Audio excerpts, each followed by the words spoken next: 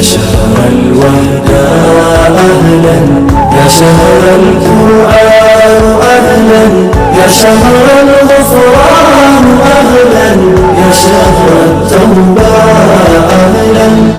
السلام عليكم ورحمة الله وبركاته. جالتمتوتا كبجمتوتا تسليماتو بنجينجو كان كبجة بكرتن تسنيفاتو مسنجد حارنتن اللي دي بيد فيجر كم جرتن هردفتوتا في كبجمتوتا جالتمتوتا تسليماتو أني نجان جرى الحمد لله رب العالمين. Magana kecilatan sinjada bulewan kia kaba fi kiba baha fi dia bakar tanu datina kini rabbi gudda sinifatan sinjada rantana dutak ture ka inde bejra alhamdulillah rabbil alamin akuma simbeitan warra mana mada inna kasi sawa sanifin badi sawa sanif bada depa hundut kisa hundi beitani akka sinjada bulewan kia hordoftoota koo bakka jattanitti nageenya rabbii isiniif haa baay'atu eegan isiniin jedhe itaan suudhaan warroonni chaayinal kiyyaaf haara taatan like share subscribe gochuudhaan immoo na jajjabeessaan hordofan immoo dhaamsa kootiin isin jedha. Akkasii buleewwan kiyyaa akkuma beeytaniif akkuma beeynu baatii nu sassadeemu jirtu baatii ramadaanaati inshaallah hunda keenya rabbiin nuuf haa ga'u. Nuna ga'u ramadaana duratti ammoo wantoonni barbaachisan hedduudha. Baatiin shaabaanaa guyyaa 18 rantanaa rabbiin nama guyyaa sanii nu haa godhu inshaallah ta'ala hunda keenyaan daamaa bara baratti wakkaa kan deebi'ee uummanni nagayanii rabbiin haa godhu isin jira. Itaan suudhaan baatii kana keessa jechuun baatii shaabaanaa kana biiznillaahi ramadaanni akkuma jedhametti nyaataa fi dhugaatii qofarraa otoo hin taane ramadaanni cubbuu hundarraa soomanamaa sana hunda dursatti ramadaanaaf qophii ramadaanaa akkamiin bira nu biraa immoo akka gaariitti qophaa'u jiran isin jedha. Itaan suudhaan qophii ramadaanaa dursaa shaabaana kana keessa kan wallolee araaramee kan qadaan irra jiru baasee cubbuu qaburraa toobatee baatii ramadaanaatiif qophaa'a. Isin akkamiin jirtan isin jedha buleewwan kiyyaa rabbiin warra ramadaanaa keeriidhaan eegee qeebalee nagayanii rabbiin haa godhu inshaallah. Kan isin jechuu barbaada akkuma isin illee beektan namni kun akka beenutti mana arabaa jireenya mana madaan keessa waan jiraannuuf jecha hundi keenya yoo biiztaanaa ammas baatii ramadaana tun hedduu cimtuudha rabbi nagayaan qabsee nagayaan nu hayyisuun isin jechuun fedha.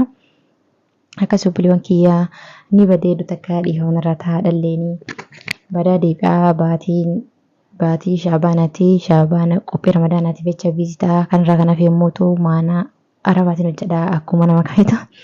Akkasii alhamdulillah rabbil alamin fayyaa guutuu rabbiin nuuf kennee waan kamiin irratti yoo nu jiraachisuun galan isaaf haa ta'u alhamdulillah rabbil alamin jedha. Akkasii yaa buleewwan kiyya akkam jirtan isin maal fakkaatan qophii ramadaanaa isin biraa akkamiin isin jedha.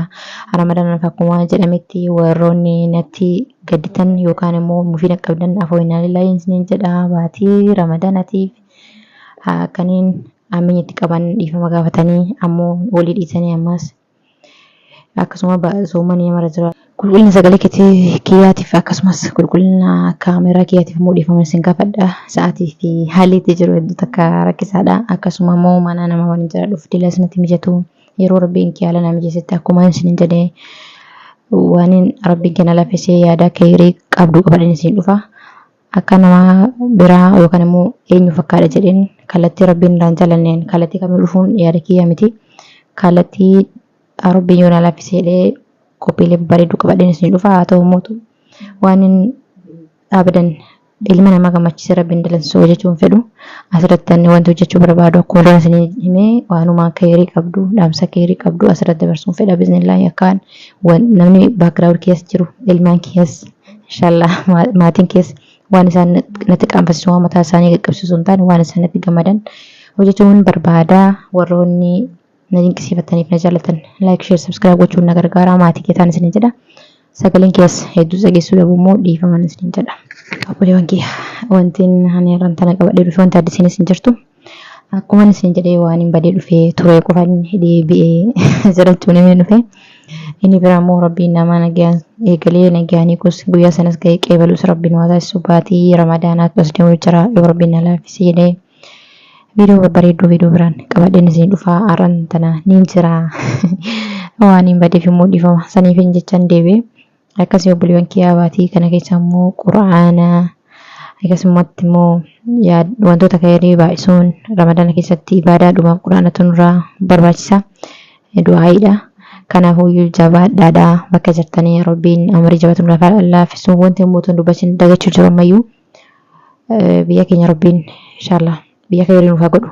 Wallaahi lazim wanti miidiyaa kanarra deemu nama samuu qabu nama ija qabu nama gurra qabu waanuma hedduu ulfaataa dhaga'u jirra. Rabbiin inshaallah danda'aadha waan hundayyuu biyya keenya biyya khayrii nuuf haa buusu.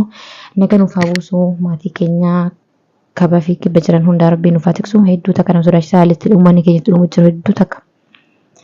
Dhalli namaa beeylada hanqateera an akka kiyyatti baay'ee waanuma natti ulfaatuun arguu jira. Ilmi namaa kun miira addaa qaba. Namni isa gammachiisu hin jiru haa ta'u haalli namni keenyatti keessa jiru baay'ee tokko ulfaataadha. Hedduu takka kan namallee hin gammachiisne. Rabbiin kaduu rahmataa godhuu ka jiru Rabbiin uffata tiksu hedduu takka nama gaddisiisa. Kanaaf inni sagalee oliitaa dhalleen asumaanii warroonni biyya isartan keessaa fuuyyuu Rabbiin isin haa tiksu hedduu takka haalli itti mirgi dhala namaa sarbamu jiru kun haalatti nama gaddisiisudha. Rabbiin bilisummaa biyya keenya nuuf haa fidu. Biyya keenya Rabbiin gaddaa fi boo'insa dhiiga dhangala'u kanallee Rabbiin gogsee gara gammachuutti nuuf haa jijjiiru. Baatiin as deemtuun baatii ramadaanaati. Baatii ramadaana tana boodan khayrii malee sharri hin dhufin jechaan du'aa godha. Akkas inshaallah Rabbi bileen namni Rabbiin fayyaa kenneef hunduu soomanuu qaba. Rabbiin soomana sanas Rabbiin nagaan nu ga'ee warra qeebaluu nu haa godhu. Warra nagaan qeebalii immoo nagaan hiikus nu haa godhu. Ammas inshaallah biyya keenyas Rabbiin nagaa nuuf haa buusu waan gammachuu malee waan hamtuu amma booda Rabbiin nu dhageessini. Akkas jechuun barbaada obboleewwan kiyyaa bakka irratti du'aa godhaadha. Baatiin ramadaana kun baatii kabajamtuu baatii waggaatti al takka dhufteetiin nu naannoftuudha. Baatii khayriitii baatii keessa balballi azaaba cufamee balballi jannataa banamuudha. Rabbiin warra khayrii baatii ramadaanaa keessa argatu. Rabbiin hunda nu haa taasisu. Baatii kana keessa Rabbiin nu haa milkeessu. Hunda keenya nu haa gammachiisu. Akkas jechuun barbaada hordoftootaa fi jaallatamtoota kabajamtoota tasliimatu.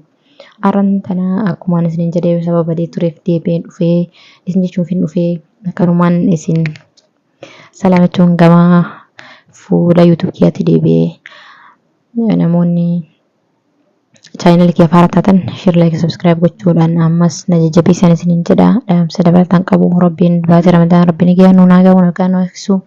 Asumatti immoo qulqullina kaameraa fi akkasuma immoo qulqullina sagaleetiif dhiifama sin gaafadha. Sagaleen kee yeroo hedduu dhageessu ammallee dhageessanatti fakkaatu inshaallah immoo dhageessisa. Akkasii nagaa naa qabadha. Bakka artanitti khayrii keessanaaf qabadha. Rabbiin bakka artanitti tiksu buleewwan kee hunda keessaniyyuu isin jaaladha isin kabaja. Baatii ramadaan Rabbiin nagaa nu eegsisee walitti nu haa deebisu. Yoo Rabbiin kee haala namjeessee yeroo naaf kenne baatii ramadaan keessallee ni deebi'a. Nagaa naa qabadha. Hawraa bulaa dagaagaa deebana isin jedha. Assalaamu alaykum wa rahmatullahi wa barakaatuh. يا شهر الوحدة أهلا يا شهر القرآن أهلا يا شهر الغفران أهلا يا شهر التوبة